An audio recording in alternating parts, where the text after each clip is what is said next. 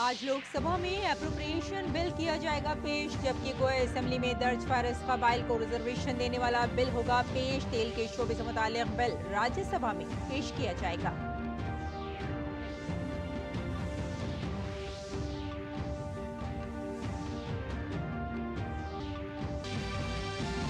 सदर जमहूरिया द्रौपदी मुर्मू अपने 3 मुल्की दौरे के पहले मरहले में फिजी का करेंगी दौरा। दो तरफा मुलाकातों के अलावा वो भारतीय बिरादरी से भी करेंगी बात। फिजी की पार्लियामेंट से भी होगा खिताब।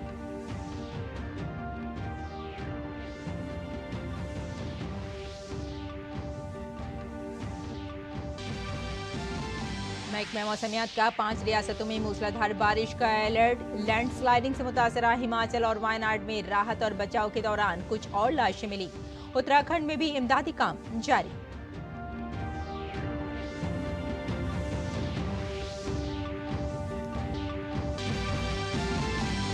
बिहार के हाजीपुर में इतवार की रात पेश आया बड़ा हादसा। हाजीपुर के जिंदाहा रोड इंडस्ट्रियल थाने इलाके के नजदीक एक डीजी हाई टेंशन तार की जद में आया।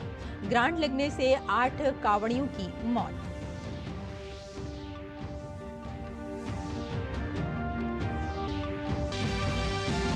बांग्लादेश में हुकूमत के इस्तीफे का मुतालबा करने वाले एहतजाज में तकरीबन 90 अफराद की मौत। कल से गैर मुय्यना मुद्दत के लिए कर्फ्यू नाफिज। भारत ने अपने शहरियों के लिए जारी की एडवाइजरी।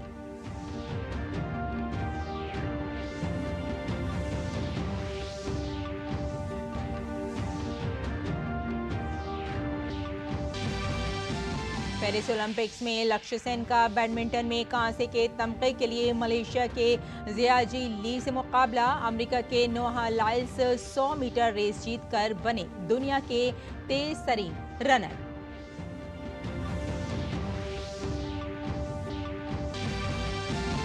और मरकजी हुकूमत पेरिस ओलंपिक में जारी करेगी यादगारी डाक टिकट। वजीर मवासलात ज्योतिरादित्य सिंधिया और वजीर खेल मनसुख मांडविया रहेंगे मौजूद। भारत के जोश जज्बे और हिमायत की अलामत है यादगारी डाक टिकट।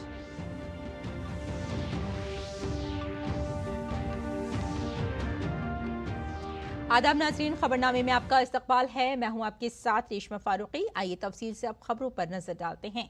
पार्लियामेंट में बजट इजलास के दौरान 3 वजारतों के माली साल 2024-25 के लिए ग्रांट्स के मुतालबात पर बहस और वोटिंग होगी। इन वजारतों में सेहत और खानदानी बहबूद, माही परवरी, मवेशी परवरी, डेयरी हाउसिंग और शहरी उमूर हैं। इसके अलावा माली साल 2024-25 के मरकजी बजट के सिलसिले में ग्रांट्स के बकाया मुतालबात को ऐवान की मंजूरी के लिए शाम 6 बजे लोकसभा में पेश किया जाएगा।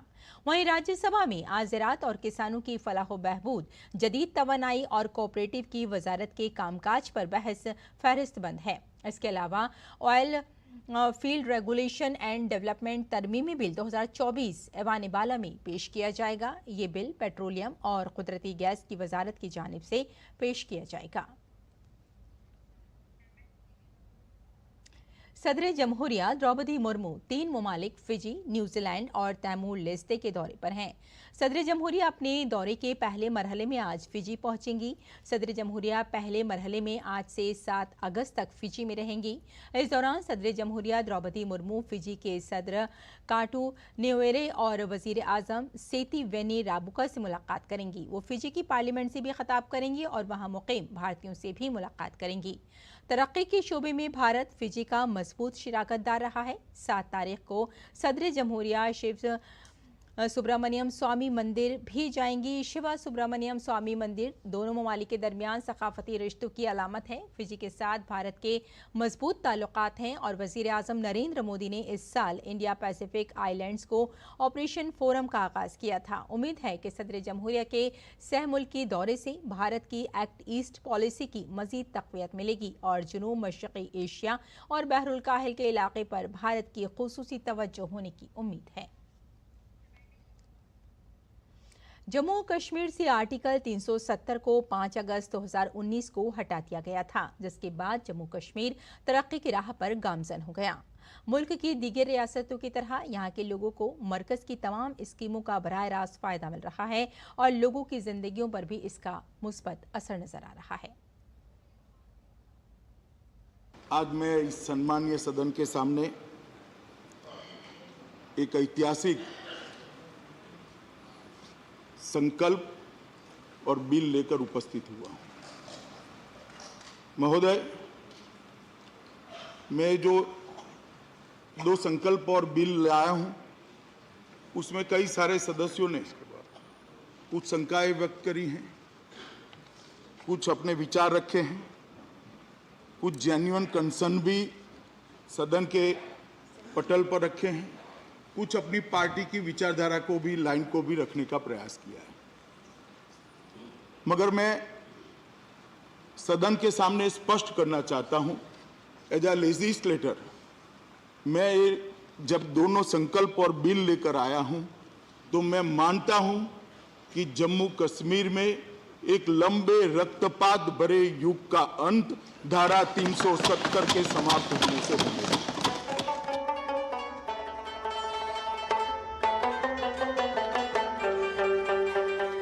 5 अगस्त 2019 जम्मू कश्मीर की तारीख का एक सुनहरा दिन, जब आर्टिकल 370 को हटाकर मुल्क को तरक्की के मरकजी धारे में शामिल किया गया।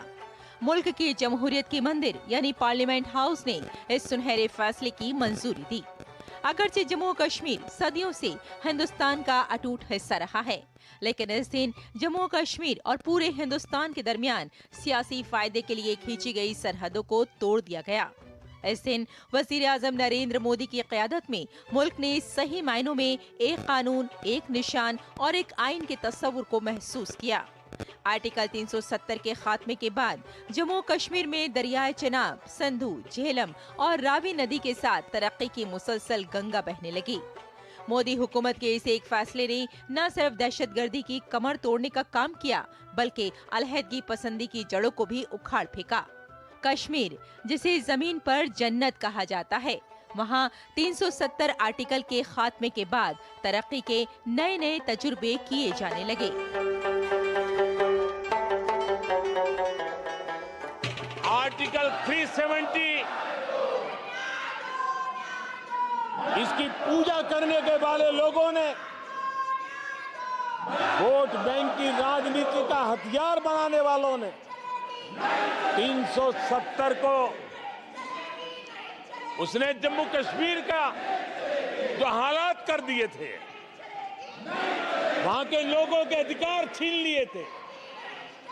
भारत का संविधान जम्मू की कश्मीर की सीमा में प्रवेश नहीं कर सकता था, और यहां संविधान सर पे रख करके नाचने वाले लोग संविधान को जम्मू कश्मीर में लागू करने का हौसला नहीं रखते, बाबा साहब अम्बेडकर का अपमान किया करते। और 370 का वो जमाना था, सेनाओं पर पत्थर चलते थे और लोग निराशा में डूब करके कहते थे अब तो जम्मू कश्मीर में कोई हो नहीं सकता है। आज आर्टिकल 370 की दीवार गिरी, पत्थरबाजी बंद है, लोकतंत्र मजबूत है।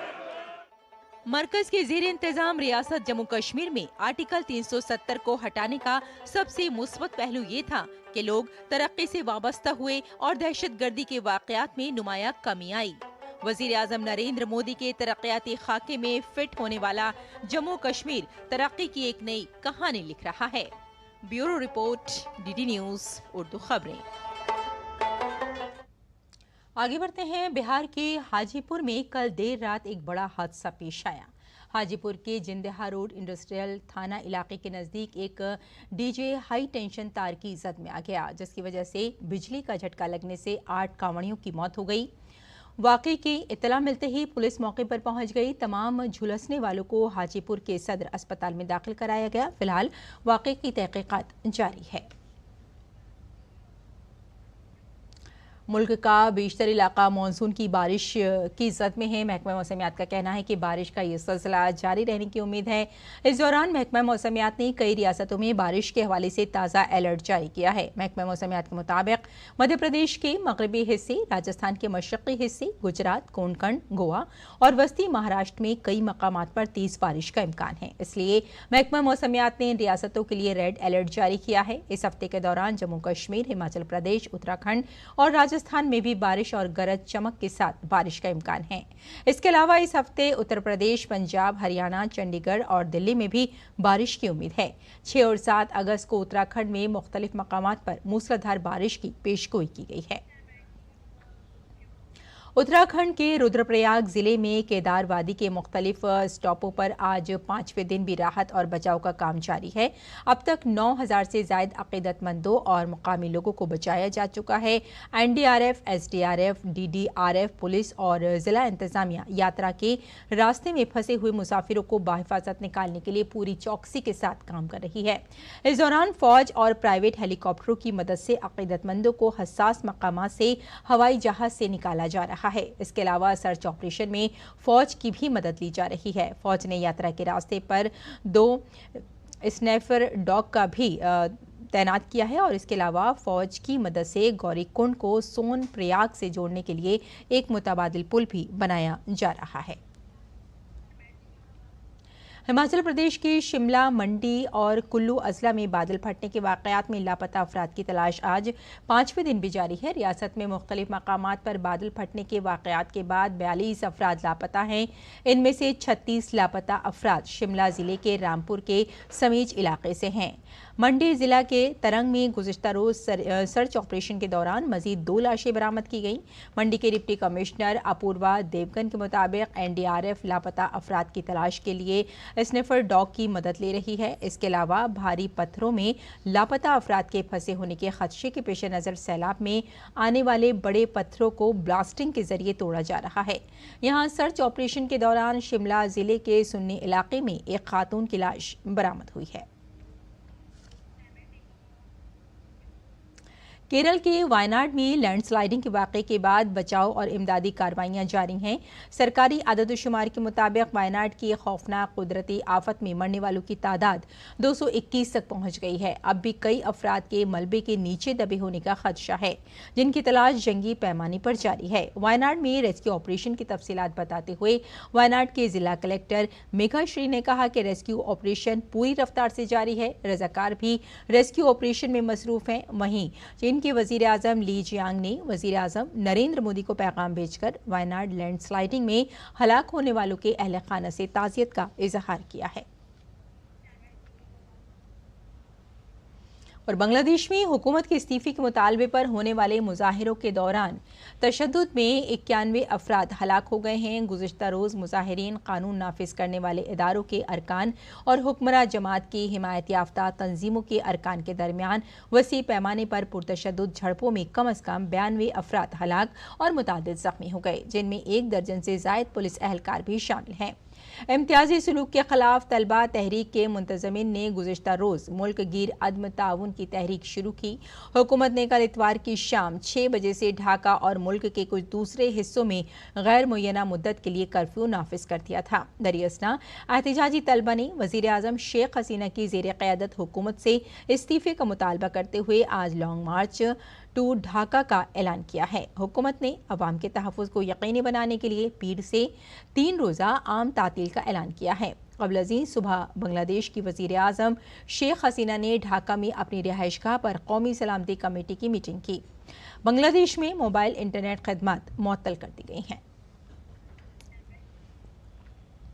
बांग्लादेश में जारी पेशरफ्त के पेश नज़र वजारत ख़ारजा ने भारतीय शहरियों को सख्त हिदायत दी है कि वो आइंदा नोटिस तक वहाँ का सफ़र ना करें। वजारत ने एक एडवाइजरी जारी करके बांग्लादेश में तमाम भारतीय शहरियों से कहा है कि वो एहतियात बरतें और कहीं भी सफ़र करने से गुरेज करें। एमरजेंसी फ़ोन नंबर पर ढाका में भारतीय हाई कमीशन के राब्ते में रहने को कहा गया है। नंबर है 8801 9583 83679 और दूसरा नंबर है 8801 9583 83680। और एक और नंबर बताया गया है 8801-937400591। ये इमरजेंसी नंबर हैं जो वजारत ख़ारजा की एडवाइजरी में शामिल किए गए हैं। आगे बढ़ते हैं। आकाशवाणी कॉम्प्लेक्स नई दिल्ली में आकाशवाणी म्यूज़िक कंसर्ट का इनाकाद किया गया। इस 2 रोज़ा प्रोग्राम का एहतमाम ऑल इंडिया रेडियो के रंग भवन में किया गया था। पंडित राजेंद्र प्रसन्ना और पंडित जय तीर्थ मेवंडी की दिलकश पेशकश ने सबका दिल जीत लिया। इस मौके पर हमारी साथी शैला निगार ने पंडित राजेंद्र प्रसन्ना से खुसूसी बातचीत की। हमारे साथ पंडित राजेंद्र प्रसन्ना जी हैं, उनसे बात करने का सौभाग्य मुझे मिला है।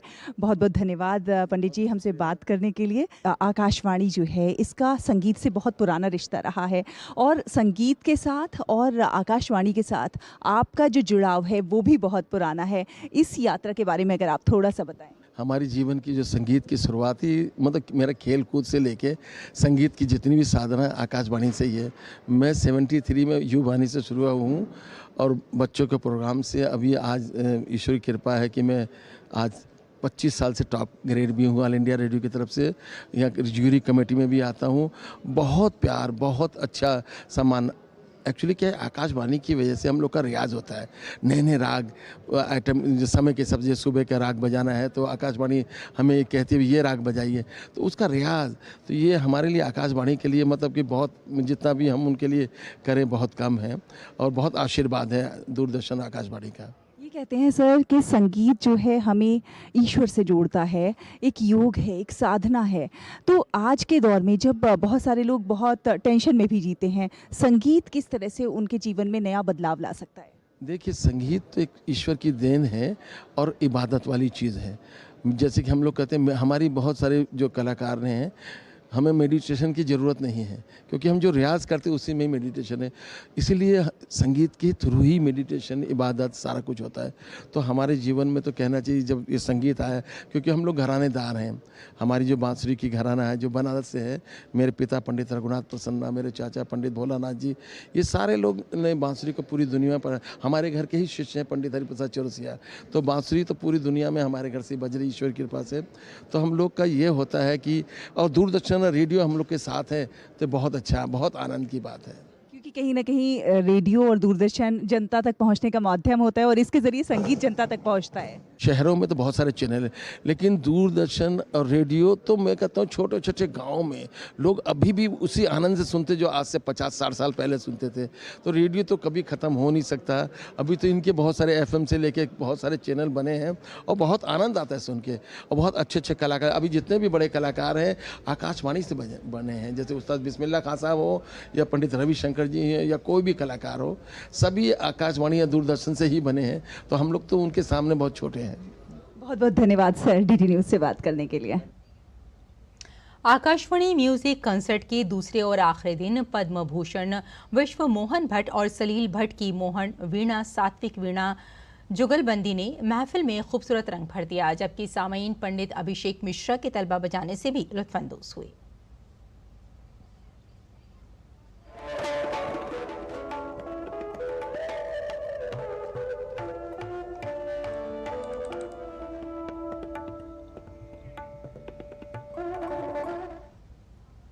आकाशवाणी म्यूजिक कंसर्ट के इनाकाद पर ऑल इंडिया रेडियो की डायरेक्टर जनरल मौसमी चक्रवर्ती ने कहा कि इस प्रोग्राम के इनाकाद का 70वां साल है और इस बार ऑल इंडिया रेडियो और दूरदर्शन ने मिलकर इस प्रोग्राम को आम लोगों तक ले जाने की कोशिश की है। हमने इस बार सोचा है कि प्राइम मिनिस्टर का भी बहुत प्रोत्साहन है, इनका ये आकाशवाणी फेवरेट मीडिया चैनल भी रहा है और classical Indian classical art culture सब म्यूज़िक सबको वो बहुत प्रोत्साहन देते हैं। तो 100 डेज़ का उन्होंने जब कॉल दिया था, हमने सोचा था कि आकाशवाणी ये रिवाइव करे और हमारे सारे ग्रेडेड आर्टिस्ट हैं जो कि इंटरनेशनल रिनाउन के हैं, तो उनकी परफॉर्मेंस हम लोगों तक लाए। तो दूरदर्शन के साथ हमने कोलैबोरेट किया है, तो दूरदर्शन ये इवेंट्स लाइव दिखा रहे हैं, हम अपने यूट्यूब चैनल में लाइव दे रहे हैं और जो लोग आना चाह रहे हैं वो लाइव यहाँ बैठ के देख रहे हैं। और ये जो इवेंट है ये इंडिया की 20 सिटीज़ में इस अगस्त के महीने में 20 सिटीज़ में ये परफॉर्मेंसेस ऑर्गेनाइज़ किए हैं हमने। और अब पेश है दिल्ली से शाये उर्दू अखबारात का एक मुख्तसर जायजा।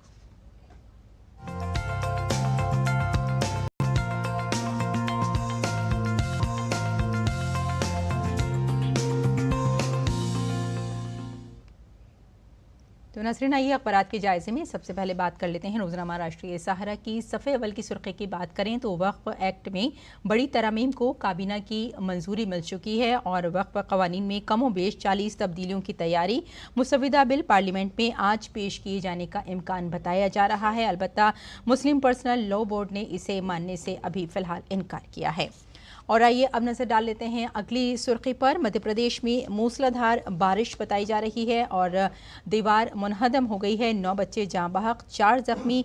बादल फटने से श्रीनगर लेह हाईवे बंद हो चुका है और इंतज़ामिया की पूरी कोशिश है कि हर हाल में जो आम लोग वहाँ फंसे हुए हैं उनकी मदद की जा सके।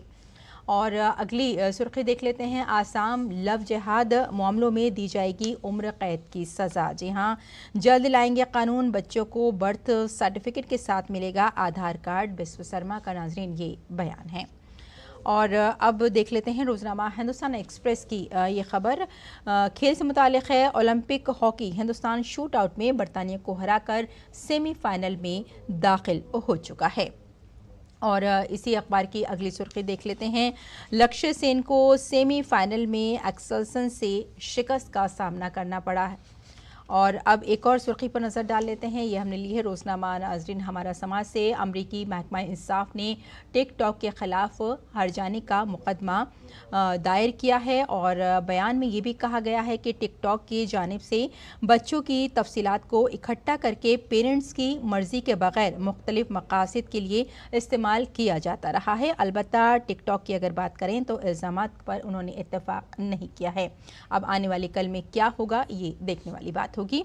और एक और ख़बर देख लेते हैं। केदारनाथ में फंसे 9099 अफराद को बाहिफाजत निकाल लिया गया है। यानी कोशिश की जा रही है कि जो लोग वहां फंस चुके हैं केदारनाथ में, मौसम की वजह से उन्हें हर हाल में बचाया जा सके।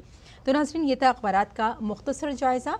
और आइए अब लौटते हैं बुलेटिन की जानिब। कुछ और ख़बरों पर नज़र डाल लेते हैं। खेल से ही मुताल्लिक़ कुछ और ख़बरें हैं। पेरिस ओलंपिक में आज भारत के पास एक और तमगा जीतने का मौका है। भारतीय बैडमिंटन खिलाड़ी लक्ष्य सेन आज कांसे के तमगे के लिए मुकाबला खेलेंगे। लक्ष्य सेन का मुकाबला मलेशिया के जी जयाली से होगा। इन दोनों के दरमियान अब तक 5 मैच हुए जिसमें लक्ष्य को 4 बार जीत मिली है।